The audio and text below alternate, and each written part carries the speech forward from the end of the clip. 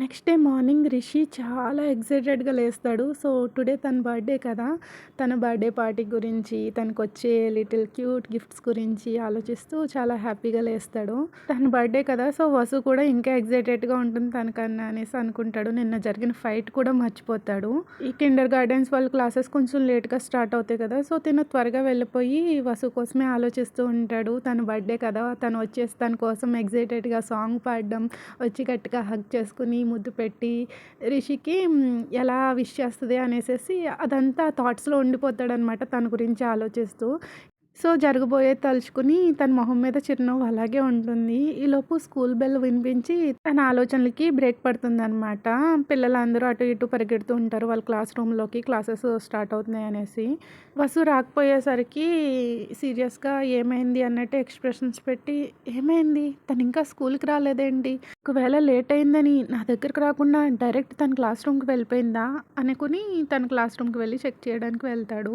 So, తన class రూమ్‌లో అందరి వైపు అలా చూస్తూ ఉంటే ఒక అమ్మాయికి అర్థమవుతుంది. వచ్చేసి ఈరోజు తను రాలేదు అంటుంది.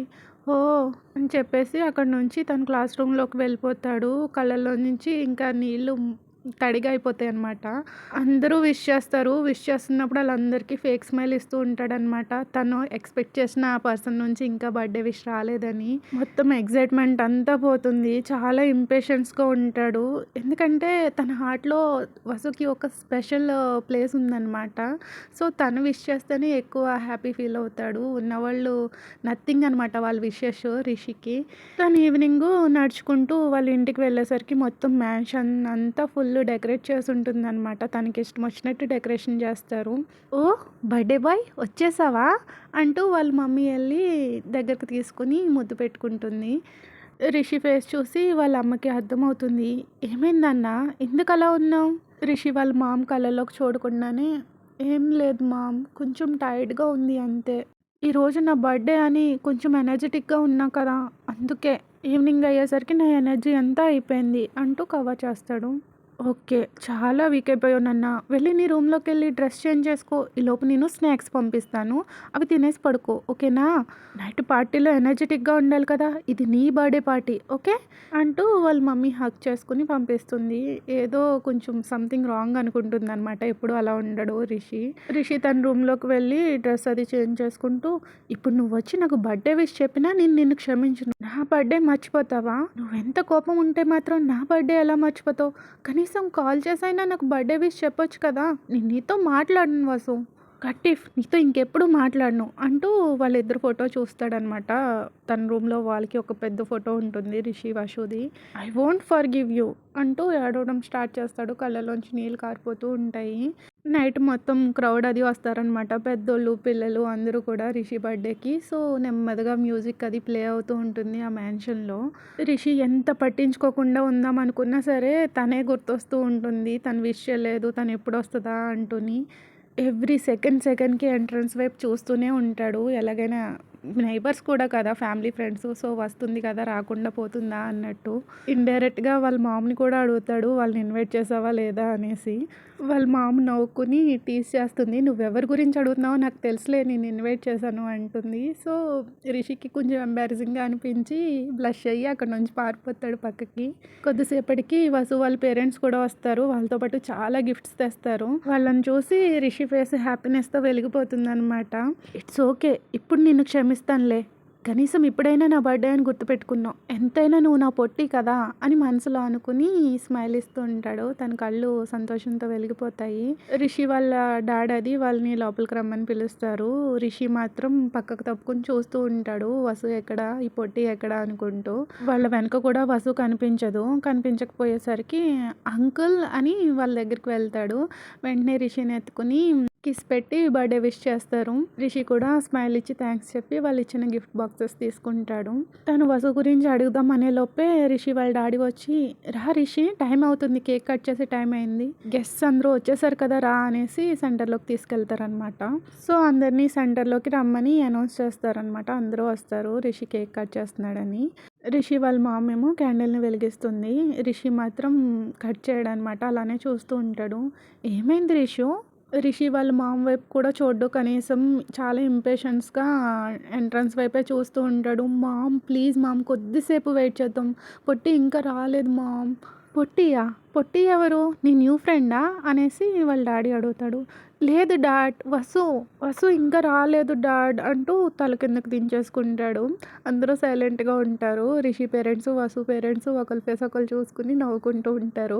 ఈలోపు ఒక చిన్న సౌండ్ వినిపిస్తూ ఉంటుంది బయట నుంచి చాలా స్లోగా. రిషి వెంటనే డోర్ దగ్గరికి పరిగెట్టుకుంటూ వెళ్ళిపోతాడు. వెళ్ళేసరికి వసు ఏమో ఏడుస్తూ ఉంటుంది. తన చేతిని ముందుకు చాపి ఫుల్ ఇంకా చాలా గట్టిగా ఏడుస్తుంది. తను వైట్ కలర్ ఫ్రాక్‌లో ప్రిన్సెస్ లాగా ఉంటుందనమాట. చాలా బ్యూటిఫుల్‌గా అనిపిస్తుంది. కానీ తన రైట్ హ్యాండ్ మాత్రం మొత్తం పాడైపోయి ఉంటుందనమాట. ఏదో కలర్ అంటుపోయినట్టు. అప్పుడు రిషి తన చేయి వైపు చూస్తాడు. అది తన ఫేవరెట్ ఐస్ క్రీము. సో, అదంతా కారిపోయి తన చేతి నిండా అయిపోయింది.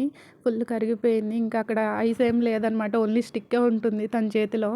రిషి దగ్గరకొచ్చి ఫుల్‌గా తన ముందర నిల్చొని ఇంక ఏడుస్తానే ఉంటది గట్టిగా. లోపు వసు వాళ్ళ మామ వచ్చి ఓదార్దాం అనుకునే లోపు వసు వాళ్ళ డాడీ ఆపేస్తారు. అని తల అడ్డంగా ఊపుతాడు చూడు అంటూని. రిషి తన మోకాళ్ళ మీద కూర్చొని ఏడవకు అంటూ తన కళ్ళు తుడుస్తాడు. ఏమైంది పొట్టి? ఎందుకు ఏడుస్తున్నావు? ఎవరైనా నిన్నేమన్నా అన్నారా? అంటూ తన షోల్డర్ పట్టుకుని అడుగుతాడు. వసు మాత్రం తల అడ్డంగా ఊపుతూ ఏడుస్తూనే తన చేతిలో ఉన్న కరిగిపోయిన ఐస్ క్రీమ్ స్టిక్‌ని తన ముందుకు చాపుతుంది. ఇదేంటి? ఐస్ క్రీమ్ కదా! ఐస్ క్రీమ్ స్టిక్ కరిగిపోయిందా? నేను నీకు ఇంకొకటి కొంటానులే అంటాడు. నీకోసం ఐస్ క్రీమ్ కొందామని మార్కెట్‌కి వెళ్ళా. నీ బర్త్‌డే కదా! నీ ఫేవరెట్ ఐస్ క్రీమ్ తీసుకున్నా. కానీ ఇది కరిగిపోయింది అని మళ్ళీ ఏడవడం స్టార్ట్ చేస్తుంది.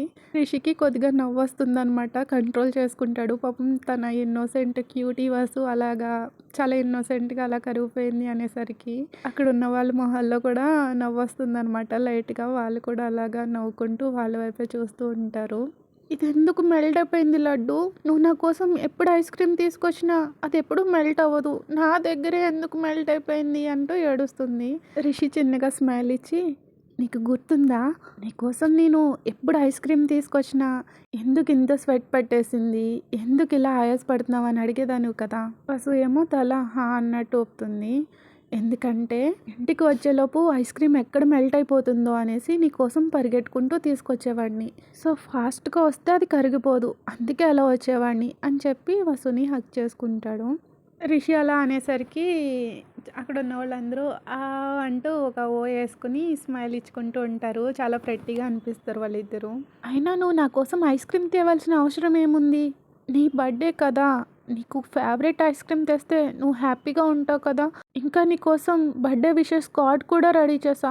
నాకది సింపుల్‌గా అనిపించింది. అందుకే అది నీకు నచ్చుతుందో లేదో అని నీ ఫేవరెట్ ఐస్ క్రీమ్ కూడా తీసుకొద్దాం అనుకున్నాను. అందులోనూ నిన్న మనిద్దరికీ గొడవయింది కదా! నువ్వు నాతో మాట్లాడతావో లేదో కూడా తెలీదు అని వసు అంటుంది. ఏది బర్త్‌డే విష్ కార్డ్ చూపించు అని రిషి అడుగుతాడు. వద్దు నీకు నచ్చదు అదొక వేస్ట్ కార్డ్ అంటూ బర్త్‌డే కార్డ్‌ని వెనకాల దాచేసుకుంటుంది చూడనివ్వకుండా. రిషి ఆ కార్డ్ తీసుకుని చూస్తాడనమాట. చాలా క్యూట్‌గా అనిపిస్తుంది. ఒక చిన్న బాబు, చిన్న పాప అని. ఐ మీన్ పాప కన్నా బాబు కొంచెం హైట్‌గా ఉంటాడు. ఆ పాప బాబు చేతిలో ఒక ఫ్లవర్ పెడుతున్నట్టు ఉంటుందనమాట. హ్యాపీ బర్త్‌డే లడ్డు అని రాసుంటుంది దాని మీద. అది చూడగానే రిషికి చాలా బాగా నచ్చుతుంది. వావ్!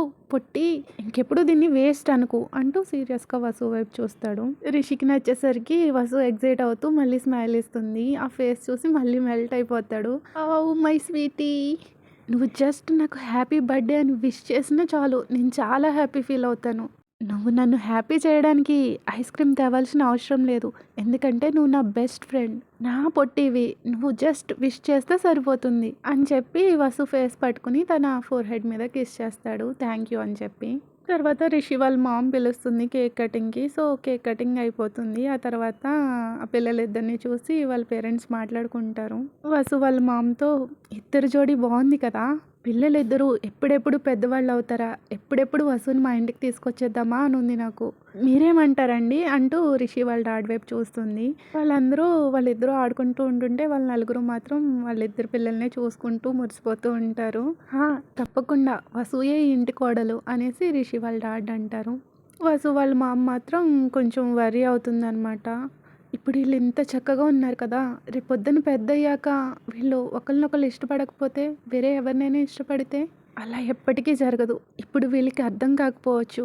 వీళ్ళింకా చిన్న పిల్లలు కాబట్టి వీళ్ళకవేమీ తెలీదు. నెమ్మదిగా పెద్దయ్యే కొద్దీ ఖచ్చితంగా వాళ్ళు రియలైజ్ అవుతారు. వీళ్ళిద్దరూ ఒకళ్ళు లేకుండా ఒకళ్ళు ఉండలేరు. మీరేం టెన్షన్ పడకండి. వీళ్ళు వాళ్ళిద్దరి మధ్యలోకి ఎవ్వరిని రానివ్వరు. వేరే ఎవ్వరిని ఇష్టపడరు అంటూ రిషి వాళ్ళ మామ్ చెప్తుంది. ఈలోపు వసు పరిగెట్టుకుంటూ వస్తుంది వాళ్ళ మమ్మీ దగ్గరికి. అమ్మా అమ్మా, ఈరోజు నైట్ నేను ఇక్కడే ఉండిపోతాను, ప్లీజ్ అమ్మా అని వసు అడుగుతుంది. ఏ బంగారం అని వాళ్ళ అమ్మ అంటుంది. లడ్డూకి చాలా గిఫ్ట్స్ వచ్చాయి కదా, అవన్నీ మేమిద్దరం కలిపి ఓపెన్ చేస్తాం, ప్లీజ్ మమ్మీ నేను ఇక్కడ ఉండిపోతాను. అలా ఏం లేదు, మీరిద్దరూ కలిపి ఉంటే ఎంత అల్లరి చేస్తారో నాకు తెలుసు. ఆంటీ మాట వినకుండా ఆంటీని సతాయిస్తారు. ఏం పర్లేదు వసు, నువ్వు ఇక్కడే ఉండు. మా వసు బంగారం రిషి అంత అల్లరి ఏం కాదులేండి, నాకేం ఇబ్బంది లేదు, తను ఇక్కడే ఉండనివ్వండి అనేసి రిషి వాళ్ళ మా అమ్మ అంటుంది. ఏ అని వసు క్లాప్స్ కొడుతూ జంప్ చేసి రిషి వాళ్ళ మమ్మీని హగ్ చేసుకుంటుంది. ఏం కాదు, రిషి గుడ్ బాయ్, నాకు తెలుసు, రిషి వసు కన్నా అల్లరేమి ఎక్కువ చేయడు అనేసి వసు వాళ్ళ మమ్మీ అంటుంది. రిషి కూడా వెళ్ళి వసు వాళ్ళ మమ్మీ నడుము పట్టేసుకుంటాడు గట్టిగా. అప్పుడు వసు వైపు చూసి ఏ అని ఎక్కిరిస్తూ ఉంటాడు అనమాట. వాళ్ళిద్దరూ ఎక్కిరించుకుంటూ ఉంటారు ఒకళ్ళనొకళ్ళు. వాళ్ళ మమ్మీ వీడికి సపోర్టు, వీళ్ళ మమ్మీ దానికి సపోర్టు చేస్తుంటే, ఓ సారీ గాయ్స్, ఇక్కడ పిల్లలు కదా, సో వీడు అది అనేసి అంటున్నా. ఆ క్రేజీ కిడ్స్ ఇద్దరిని చూసి వాళ్ళ పేరెంట్స్ నవ్వుకుంటూ ఉంటారు. నెక్స్ట్ కట్ చేస్తే 15 ఇయర్స్ తర్వాత ఒక పెద్ద ఈవెంట్స్ ఆర్గనైజేషన్ కంపెనీ అనమాట. సో ఒక అమ్మాయి మే ఐ కమిన్ సార్ అనేసి అడుగుతుంది. ఎస్ కమిన్ అని వాళ్ళ బాస్ అంటారు. సార్ ఏమైనా ఎమర్జెన్సీయా, అర్జెంట్గా రమ్మని పిలిచారు? లేదు ఎమర్జెన్సీ ఏం కాదు, కాకపోతే ఇది నీకు ఒక పెద్ద ఆపర్చునిటీ, ఒక మంచి ప్రాజెక్ట్ వచ్చింది, రెడీనా అనేసి వాళ్ళ బాస్ అడుగుతాడు. ఆ అమ్మాయి ఎగ్జైట్ అవుతూ రియలీ సార్, నేను రెడీ అనేసి ఆ అమ్మాయి అంటుంది. వాళ్ళ బాస్ నవ్వి, అరే స్నేహ ఆగమ్మా, అట్లీస్ట్ ఆ ప్రాజెక్ట్ డీటెయిల్స్ ఏంటి అదేం అడగవా? మీరే చెప్పారు కదా సార్ ఇది నాకు చాలా పెద్ద ఆపర్చునిటీ అనేసి. నిజమే, smart kid, you know Ghattamaneni family. Sir you mean Ghattamaneni అని కళ్ళు పెద్ద పెట్టేసుకుని అడుగుతుంది. వాళ్ళ ఒక్క కొడుకు రిషియంత్ మ్యారేజ్, వాళ్ళే మన కంపెనీని అప్రోచ్ అయ్యారు. నువ్వేం చేస్తావో తెలీదు, నీ స్కిల్తో వాళ్ళు ఫ్లాట్ అయిపోయేలాగా చేయాలి, చాలా బాగుండాలి. సార్ ఖచ్చితంగా ఈ ఈవెంట్ తర్వాత మన కంపెనీ చాలా సక్సెస్ఫుల్ అవుతుంది. అఫ్ కోర్స్, అందుకేగా నిన్ను పిలిచా. సో ఈ ప్రాజెక్ట్ని నా కంపెనీలో ఉన్న బ్రిలియంట్, రెస్పాన్సిబుల్, ఇంటెలిజెంట్ ఎంప్లాయీస్కి అప్పగించాలని నిన్ను పిలిచా. సో వాళ్ళ ఎక్స్పెక్టేషన్స్కి మించి ఉండాలి అనేసి వాళ్ళ బాస్ అంటాడు. Thank you sir, thank you. ఇప్పుడు కాదు థ్యాంక్స్ చెప్పేది, ఫస్ట్ ఈ ప్రాజెక్ట్ సక్సెస్ అయ్యాక అప్పుడు. ఇంతకుముందు నువ్వు చేసిన ప్రాజెక్ట్స్ ఎలా అయితే సక్సెస్గా మంచి పేరు తెచ్చినాయో ఈ ప్రాజెక్ట్ని కూడా అలాగే సక్సెస్ చేయాలి, ఓకేనా అని వాళ్ళు బాస్ అంటారు. చెప్పడం మర్చిపోయాను, ఇది నువ్వు ఒక్కదానివే చేయట్లేదు, నీతో పాటు నీ పేరు ఇంకొకళ్ళు ఉంటారు. ఎవరు సార్ అది? సిర్ అనే లోపే మే ఐ కమిన్ సార్ అంటూ శిరీష్ కొంచెం డోర్ నాక్ చేస్తాడు. ఇదిగో వచ్చేసాడు అంటూ శిరీష్ని లోపలికి రమ్మంటాడు అనమాట. స్నేహ శిరీష్ని చూసి షాక్ అవుతుంది. శిరీష్ ఏమో ఐబ్రోస్ ఎగరేస్తూ కన్ను కొడతాడు. ఓ గాడ్ నువ్వా అనుకుంటూ ఎక్స్ప్రెషన్స్ పెడుతుంది. శిరీష్ ఏమో లోపల నవ్వుకుంటూ ఉంటాడు. స్నేహ నీకు చెప్పా కదా ఈ ప్రాజెక్ట్లో నీకు పార్ట్నర్ తినే, మీరిద్దరూ కలిసి ఈ ప్రాజెక్ట్ని సక్సెస్ఫుల్ చేయాలి అని వాళ్ళ బాస్ అంటారు. సార్ ప్లీజ్ సార్, నేను ఎవరితో అయినా వర్క్ చేస్తాను, కానీ ఇతనితో మాత్రం నా వల్ల కాదు, ప్లీజ్ వేరే ఎవరినైనా ఇవ్వండి సార్ ప్లీజ్ అనేసి బ్రతిమలాడుతూ ఉంటుంది Sneha. It's final, my decision is final.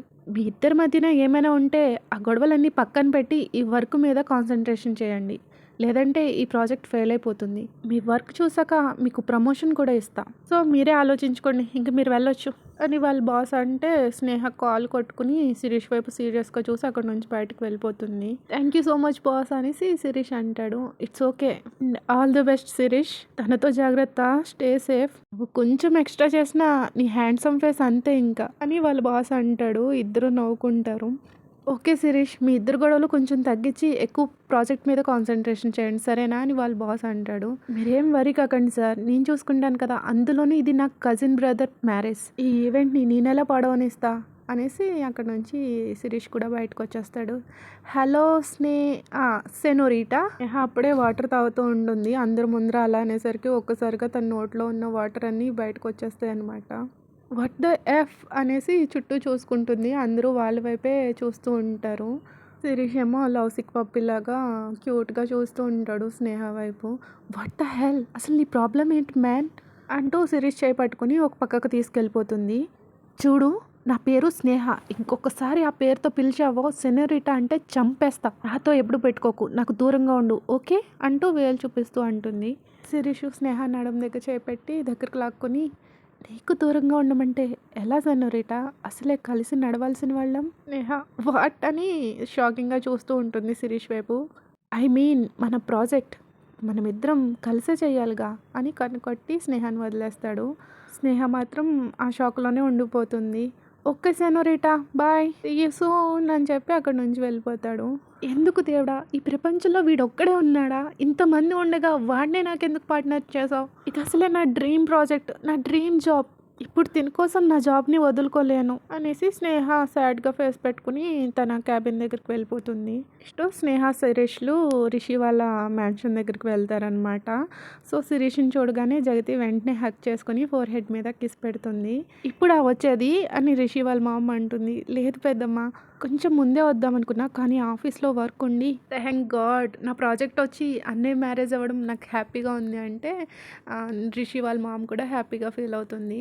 Sneha observe చేస్తూ ఉంటుందన్నమాట. రిమైనింగ్ ముగ్గురు అలా సోఫాలో కూర్చొని చాలా టెన్షన్ ఫేసులతో ఉంటారనమాట. ఐ మీన్ వసు వాళ్ళ పేరెంట్స్, రిషి వాళ్ళ డాడ్. రిషి వాళ్ళ మామ కూడా అప్పటి వరకు టెన్షన్‌గానే ఉంది. శిరీష్‌ని చూసి ఒక్కసారిగా అదంతా మర్చిపోయి తిన కోసం లేచిందనమాట. ఏమైంది అన్నట్టు స్నేహ వాళ్ళ వైపు చూస్తుంది. ఆ తర్వాత శిరీష్ స్నేహాని జగతికి పరిచయం చేద్దామని పెద్దమ్మ తినే నా పార్ట్నర్ సెనోరి అనేలోపు స్నేహ గట్టిగా శిరీష్ కాలు తొక్కుతుంది. ఐ మీన్ షీ స్నేహ అని శిరీష్ స్లోగా చెప్తాడు. Okay guys that's it for today. Remaining next ఎపిసోడ్‌లో చెప్పుకుందాం. Thank you for listening. నచ్చితే లైక్ చేయడం మర్చిపోకండి. Please like, share, subscribe. Thank you. By by.